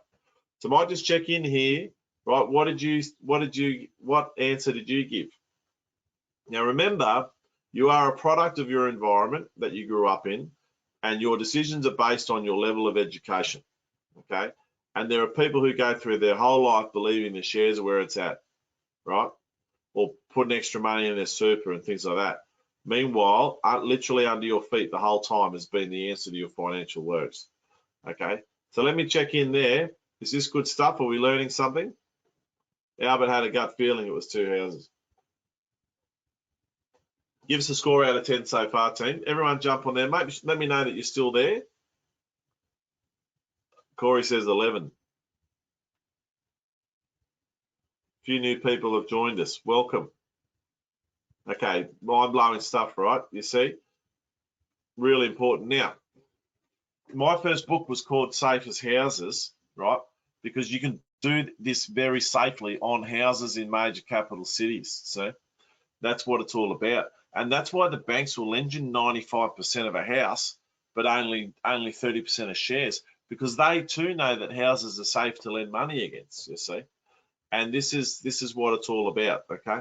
So remember the 6 big mistakes: wrong city, wrong suburb, old properties renovating, procrastination, not getting a mentor. Don't procrastinate, get a mentor, okay? You know, let me help you. I want to help you. My guys want to help you, okay? Let us help you. We're not going to hold you, put your head underwater and make you do anything you don't want to do. There's a deliberate process we go through, which is really important. And it's important to me that we follow that process and we don't put anyone under any pressure. We just help them. There's a logical process to go through. If you're not sure, just have faith in the process. You don't have to go to the next step until you're comfortable with the last, you know. And the first step really is just having that strategy session and have that conversation. Get the ball rolling, make sure you understand what your options are, right? And have someone talk you through what your options are so you can make a sound decision. All right, there's that QR code if you do want to book yourself in, right? All right, how an investment property works. Now, the cost of owning an investment property actually goes up over time, right? Because of inflation and maintenance costs and things like that. So it will go up, the cost that you have to pay, but then there'll be a sudden drop at the end. Now that sudden drop at the end is when your mortgage pays out, okay? When you might switch it off interest only and then just let it pay itself out. Now the income that you receive from a property, the rent and the tax return, they go up far in excess of inflation, right? So here you've got a very simple graph. Those lines are probably more wavy than straight, but you have this break-even point. So if you've got a property at the moment where the income is less than the cost, don't fret about it. It will fix itself in time, okay? If it's a real dog of a property, book yourself in and we can talk about it. We'll see whether you should sell it or not. But generally speaking, a little bit of patience, it'll come good. And then it goes in the positive space. But look at the exciting thing about the positive space, right? Once that mortgage finally discharges, look how big your profit is. You've got a huge, the rent is far in excess of the cost, and then you're living the high life. Now, the other thing about it is, unlike your super, which you will cannibalize down to zero, your rental properties will continue to pay you money every year without fail, and that amount of money will go up every year without fail, and you can live indefinitely, right? And then when you die, you hand it to your kids or you put it into a family trust or something like that, or support whatever you want in your will to support it with. Yeah. Now, another way to think about an investment property is big apple tree. Everyone wants the big apple tree in their backyard, nice shady tree, sit under it, pick apples off it, you know, as much as you like. But someone had the foresight to plant that tree. And when they did that, it was just a hole in the ground. You see, this is not a get-rich-quick scheme. You've got to plant your seeds now, do the work now, okay? And the sooner you do the work, the sooner the tree will grow and become that thing you want, okay? But every time you procrastinate, the more you put it off, the more you're delaying when you're going to achieve your goal. Okay, the sooner you start, the sooner you achieve the goal. Every day that you delay today is a day extra you're going to have to work in retirement because you didn't get yourself organised way back here, see? And there'll be people watching tonight who are a bit older, they would agree with me. If I had a time machine, we go back 20 years, they'd be all jumping in that machine with me, right? So that we go back 20 years and we buy bloody as much property as we possibly could. And they'd all be retired by now, you know, if you did that. All right. How does investment property reduce your tax? Let's say you earn 100 grand a year. Your employer pays the tax office probably about 25 grand on the assumption that the money they pay you is the only money you earn. They don't know, though, that you've got this investment property up here. It's 550 grand. It's got a 495 mortgage on it, 6% interest rate. It rents for 600 bucks a week or 31 grand a year. That's actually taxable income. It gets added to your tax. So at this point in time, you would have a tax bill, not a tax return, but then we claim all the deductions, right, which bring us back the other way. 29 grand loan interest, claim that. 2 grand council rates, claim that. Rental management fees, claim those. Insurances, claim those. Maintenance fees, claim those, okay? These are what we call cash deductions. They drive us down the other way. Then the magical depreciation, which drives us. Now our taxable income is only 75 grand, but we pay tax on 100 grand. There's 25 grand of difference that we should get a refund on, okay, which ends up being about 8 grand. Now, in reality, is this property positive or negative cash flow? Now, it's negatively geared as far as the tax office is concerned. Looks like it's made a loss, so they're giving us 8 grand back in the tax return. But in reality, the paper deductions are not real money. In reality, this property pulled in 31 grand rent and 8 grand of tax return, which is 39 grand of cash in your hand, right? But it only bled 36 grand of cash.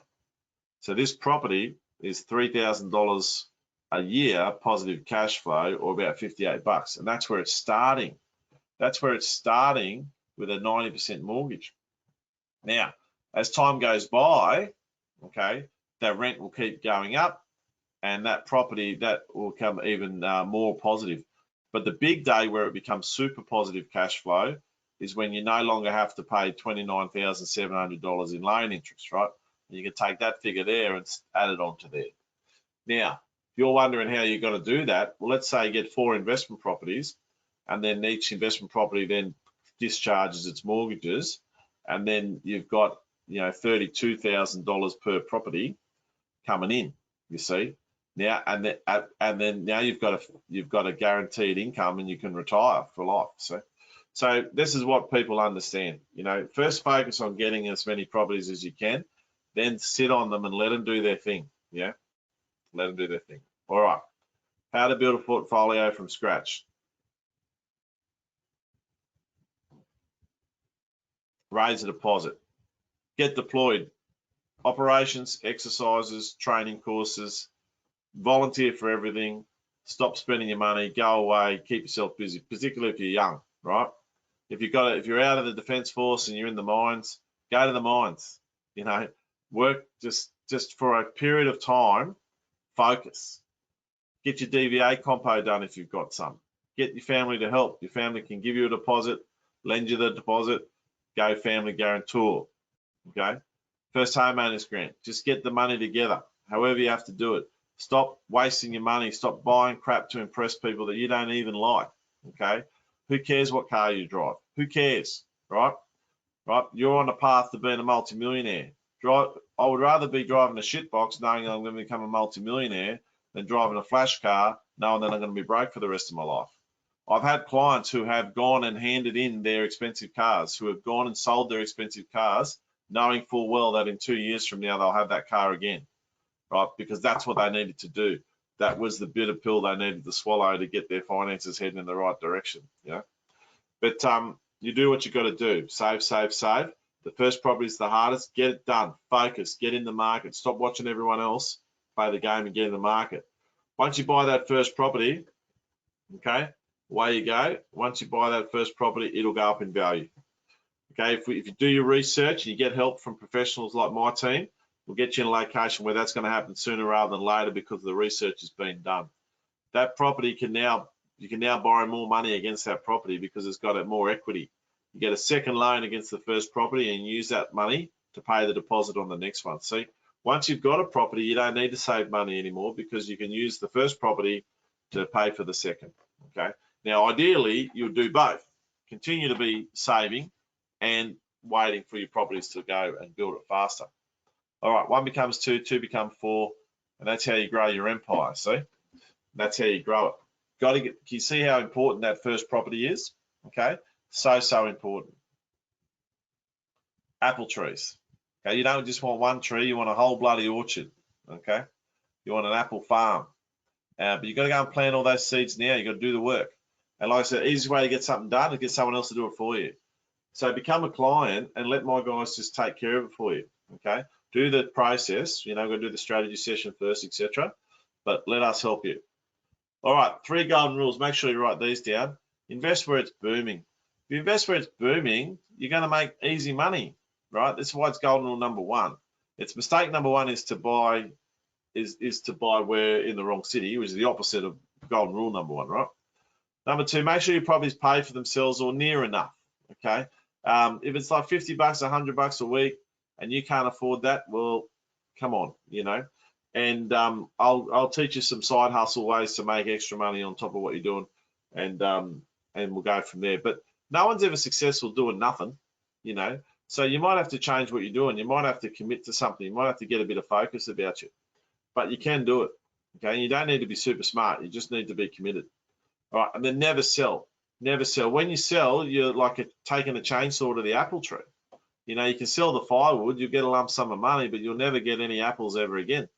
You know, and that's never ever sell. Keep all your properties. All right. Should you rent or should you buy your own home? Bob and John live side by side, and they both have a house in the same suburb. And you know, if the market goes up, they make money. But the problem is they get no tax benefits at all because they can't claim anything on tax. So Bob says to John, I've got an idea. So John says to Bob, I've got an idea. Let's swap houses. I live in yours, you live in mine. Now we can claim everything on tax, including the tax return. Your property is a rental, my property is a rental. We still own one property each. We're good to go.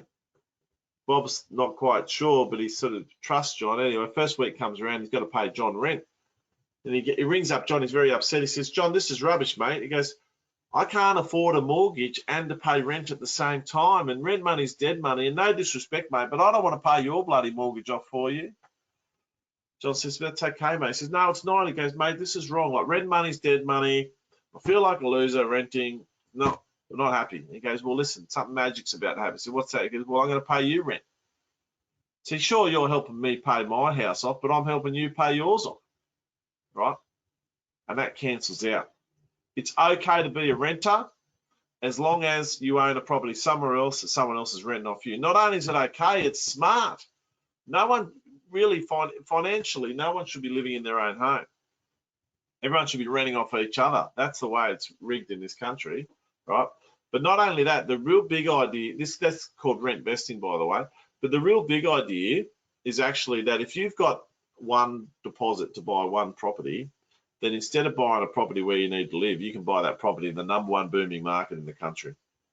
If you're still serving the Defence Force and you're entitled to a married court or RA, this is your default setting, okay? You rent where you're posted and you buy investment properties around the country where it's booming, okay? That's where you do it. There's one exception to the rule. I'll talk about that in a second, okay? Now, if you are, especially if the average Joe on the street is better off rent vesting, and then you get half price rent, then you're even better off than the average Joe's doing it, right? So that's your default setting. All right, your entitlements, there they are again. We're going to talk about them, and then we're going to wrap how to play them in the game, then we're going to wrap it up, okay? First homeowners grants vary from state to state, and it's for your first owner-occupied house. Now you can see there, what you want to do is Google FHOG and the state or territory that you're in, and look at the government website. They change the rules all the time, okay? And so you want to make sure that you look at getting the latest information. Now you must move into the property within 12 months of key handover. Now, as it currently stands, in every state of Australia, you must build a brand new home to get the first homeowners grant. So if you had ideas about buying some secondhand property in a cool suburb, think again. Now, the reason why this policy exists is because the government has a responsibility to make sure that as the population grows, the amount of houses we have grows. So all the incentives go to building houses not buying existing ones, right?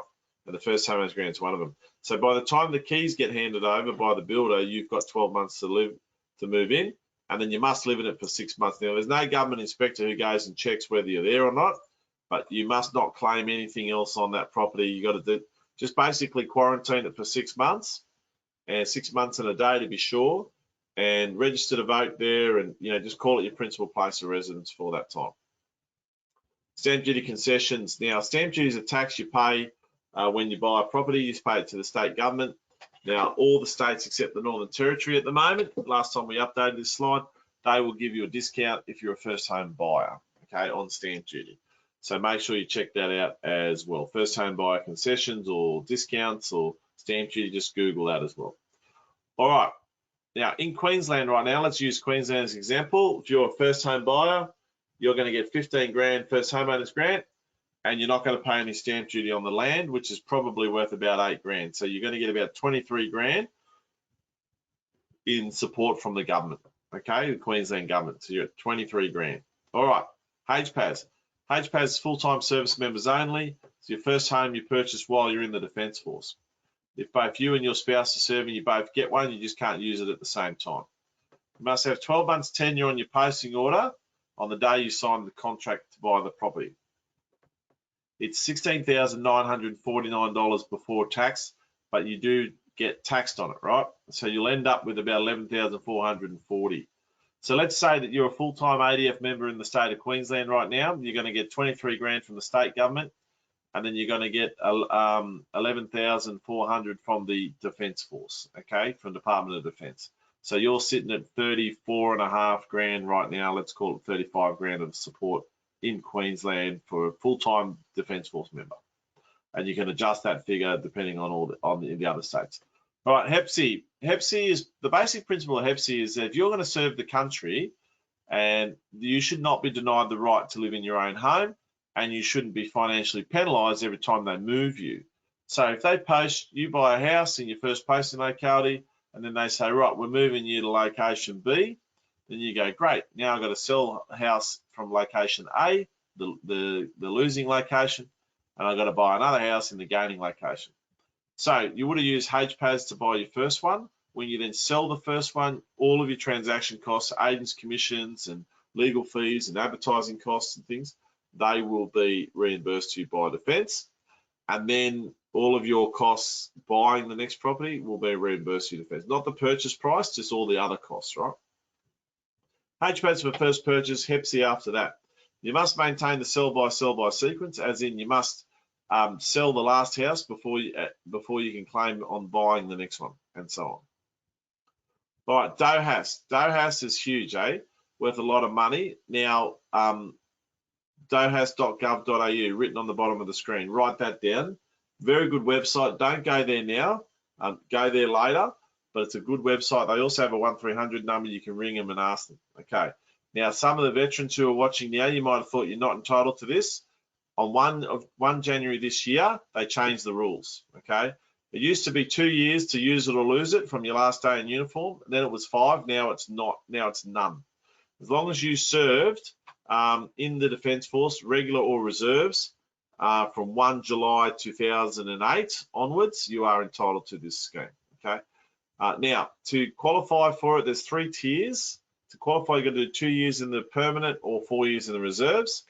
And then up you go, you can see the table. Now, the amount of money they give you is in the right-hand column there. So if you're on tier 3, it's $1,000 a month. Okay, it's pretty good. Now, 1 July 2008. Number of years of subsidy is your length of service minus the qualifying period. So if you've done 20 years in the PAF, Permanent Air Force, then you get 18 years of subsidy. If you continue to serve, every year you serve is another year of subsidy. Now, 20 days in the reserve counts as a year of, so if you're thinking about leaving the permanent forces, the full-time forces, stay in the bloody reserves and just do your 20 days, because it's enormously valuable, right? Now, $1,020 a month times 12 months is worth $12,240 a year. Okay. Now, if you just do 20 days in the reserves in order to keep qualifying for it, then if I divide that figure by 20, it's worth $612 a day on top of your reserve pay if you just do the 20 days, right? So stay in the reserves if you can. And then you don't even have to be a good reservist necessarily. You just turn up for the fun stuff, do your 20 days, and then go home again, right? All right. Now, if you do war service, it's going to be war service, not non-warlike. You get an extra 5 years, right? And so you must do 20 years to retain your tier 3. If you get out before you do your 20 years, you'll drop down to tier 1 or 2. So this is why if you do want to leave, just go to the reserves and see your 20 out in the reserves, doing your minimum 20 days a year.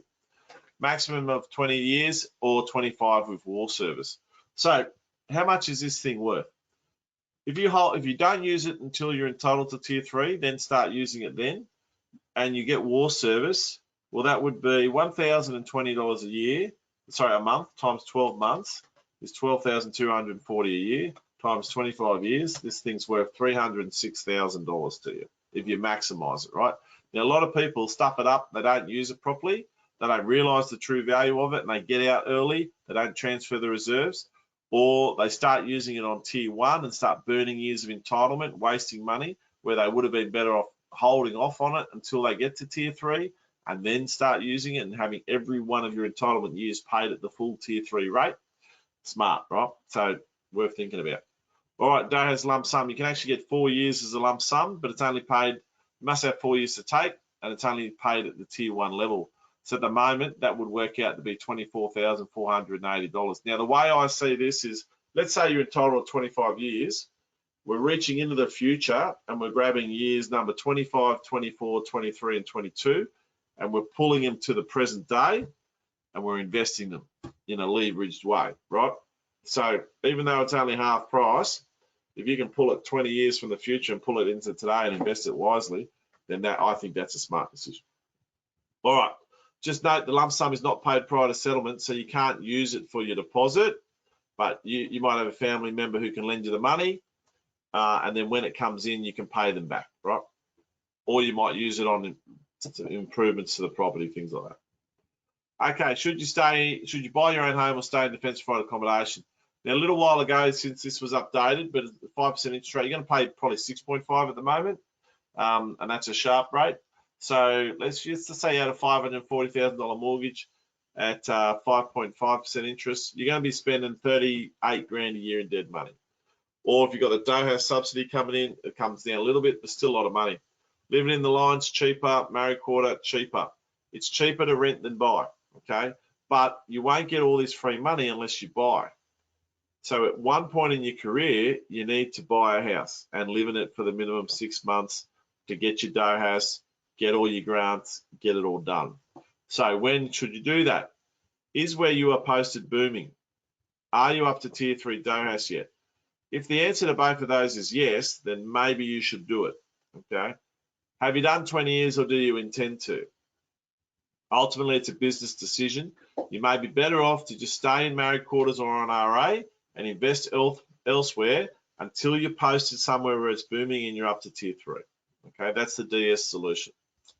All right, always buy where it's booming. Golden rule number 1. Use your entitlements when you are finally posted somewhere where it's booming. All right, there's that QR code. We're just about done, team. Just going to quickly go through this. Now, can I just tell you about my own experience with DVA? When I left, I trusted the system, okay? And the system said that I had 2 conditions, my right shoulder and my right foot. So I didn't even know I could get a lump sum for that. I just got a white card and I thought, okay, that's fine.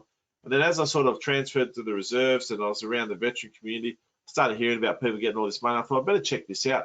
So I went and got a free consult. Long story short, I actually have 14 conditions, not 2. My right foot is actually 3 separate conditions. My big toe, my arch, and my ankle, 3 separate injuries, and all done at the same time, but just not diagnosed properly. 14 separate conditions, and then really made me, and I ended up getting 315 grand, and I've got another for the first 10, and I've got another 4 claims in right now. Probably get another 100 grand, right? Just under, you can get up to about $500,000. Okay, so it's, and a lot of people go, oh, I don't want that. Yes, you do. You do want it. You want that money because it is life-changing money. Okay, you can invest it, as I've taught you to do tonight. You set yourself and your family up for the rest of your life and for future generations, okay? So do it, right? Take it seriously and do it. Now, it does take a couple of years, potentially. Some claims go through really fast, some take a while. But this is the proper process according to Daimien Patterson. Now, I'm not an advocate, okay? This is from my own experience. All right, step one, get a good advocate. Now, consider getting a professional. There are a lot of volunteer advocates out there, but they mean well, but they're not that competent. And then there's some volunteer advocates who are super competent, but you want to get a good advocate. Now, their competence has a direct relationship with how much money you're going to get paid, okay? So before you start feeling sympathetic or using your mate or whatever, okay, understand that. Now, I use Slater and Gordon. They're Brian Briggs at Slater and Gordon. Now, they are a no-win, no-fee mob. Brian Briggs is a lawyer, and he specialises in DVA claims, okay? Now, I'm not supposed to tell people how much I paid, but it was less than 10% of what I got, and it was worth every cent to pay them, you know, and I didn't have to pay them until I was paid as well. And so they worked for 2 years on my case before they got a single cent out of me. All right. Veteran Health Centre, vhc.org.au. Those guys are pretty good. They're run by an ex-RAF doctor who's a mate of mine, and he left the RAF and then he went to DVA, and he was one of the doctors at DVA who assessed claims, and then he's left and he's set up the Veteran Health Centre to help people do that. So it's a good service. And then Veteran Benefits Australia, you might have seen their ads on Facebook. They're pretty heavy on, I do know those guys, they're very good. They've got veterans working for them, and they actually they act as a central hub for all the different support benefits you can get. But they have a legal arm that will do your claim, and they also have then all the specialists.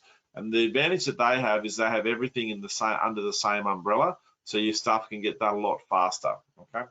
All right. Step two, confirm all possible claims that you might have. Now, first of all, the first myth you need to dispel is a lot of people think, oh, it's not my med docs, I can't claim it. Not true. Okay. Of all my claims, of my 14 claims, I think only 5 of them were supported by my med docs. Okay. The rest was supported by stuff that was gathered later. Then you want to do a full review with an ex-military GP. Okay. Now, 2 hours. When I first did this, my doctor, who's ex-military, said, Damo, you got to come in for 2 hours. And he went right through stuff. And he thought of stuff that I hadn't even thought of, you know, like sleep problems, alcohol, even sunspots on my arms. That's a claim from being out exposed in out bush and just getting the sun beating down on me. All that stuff, right? So on my wrists and hands. And then once you've got your exhaustive list, you then go through the process of gathering all your evidence, okay?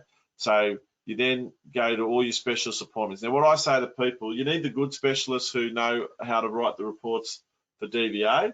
So the way it happens is at DVA, there's a person there with a manual that tells them what they can and can't approve.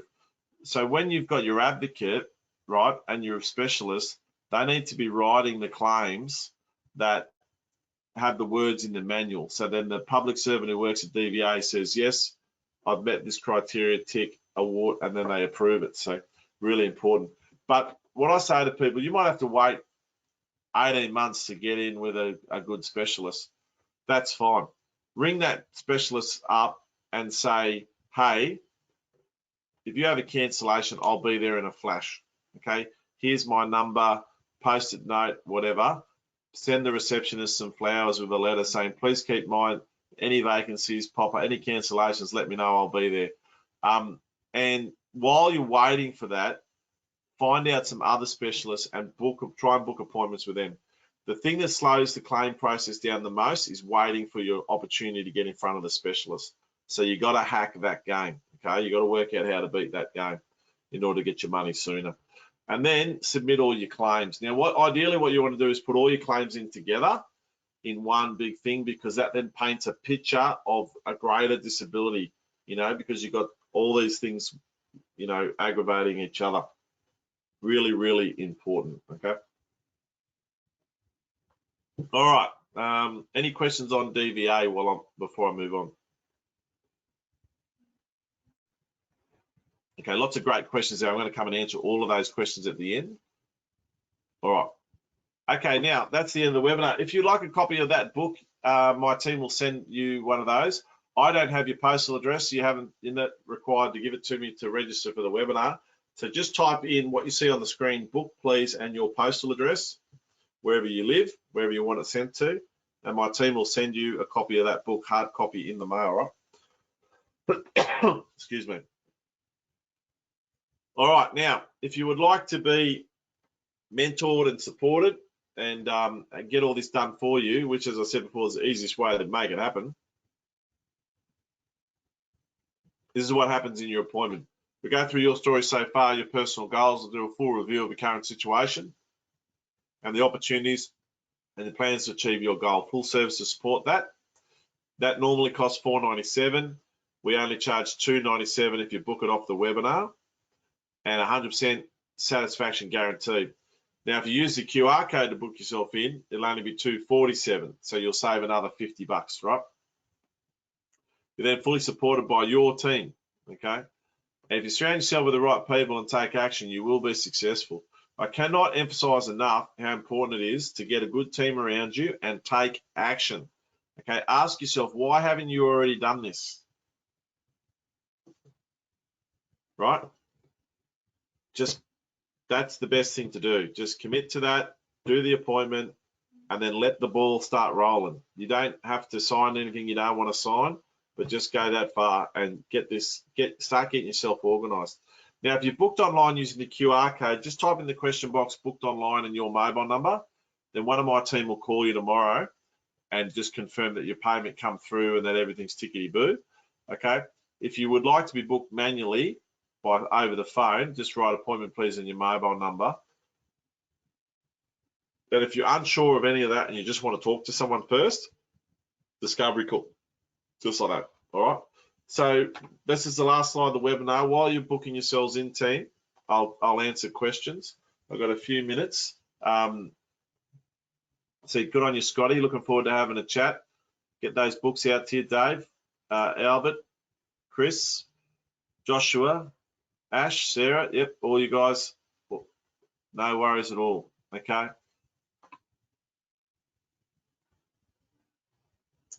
Okay. Good on you, Josh. No worries, Chris. Good on you, Anne. Looking forward to having a chat to all you guys. Okay. No worries, Ben. I had someone to give you a call, mate. Have a chat about your situation. Right, now, if you've got a burning question you want answered, type it in again. Otherwise, I'm going to start scrolling back up. Yeah, make sure I've got your postal address in there if you want the book. Otherwise the team won't know where to send it. Okay, I'll just go back. There's a couple of good on you, Sarah. Thank you. Some nice feedback there. Okay, does DOHAS apply to investment properties, Corey? No. You can, when you use DOHAS, it has to, when you set it up, it has to be your own home. If you then move out of that home later and go and turn that property into an investment property, the DOHAS can stay on it. But you can't do DOHAS on a property. Now, the other thing you can do is if you're serving, you can nominate another property somewhere else as your principal place of residence, right? Just because the government's posted you to Townsville doesn't mean you can't have your own home in Adelaide. Just means for 6 months you can't rent it out, see? But if you do that, you'll be able to use the first homeowners grant, but you may not be able to use the DOHAS. You have to get it approved, and you won't be able to use HPAS. So you do want to wait until you're posted somewhere so you can get it all used at the same, posted where it's booming so you can get it all done. Okay. Chris did the, no worries, Chris. Listen, if you're having trouble getting a deposit together, still book yourself in, hey, because we'll help you with some great strategies to make sure we can get you moving forward. Okay. Ben said, would you buy more than one property in the same location? Yes, I would. I can see Kieran's been answering these questions on the side, but just for the benefit of everyone else. Yeah, I would buy I would buy more than one property in the same location if I had confidence in that location. Yeah. Okay. All right, fresh questions at the bottom.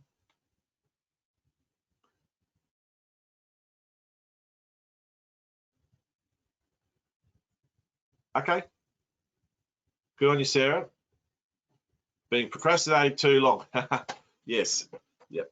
All right, team. We'll wrap it up there, hey. And do make sure you reach out in whatever form you're comfortable with. If you just want a discovery call or book a full appointment, whatever you're comfortable with. And let's get that ball rolling, hey. Take some action and just get the thing moving. And as I say, the easiest way to get something done is get someone else to do it for you. So have that strategy session, work out what you want done, and then let my team get on with it, okay? Stop putting it off. All right. Good on you, Corey. Good on you, Winston. Okay, Chris, looking forward to that, mate. All right, team, I'll sign off now. I'll leave the system running so you can type in and do all that sort of stuff. But thanks very much for your time this evening.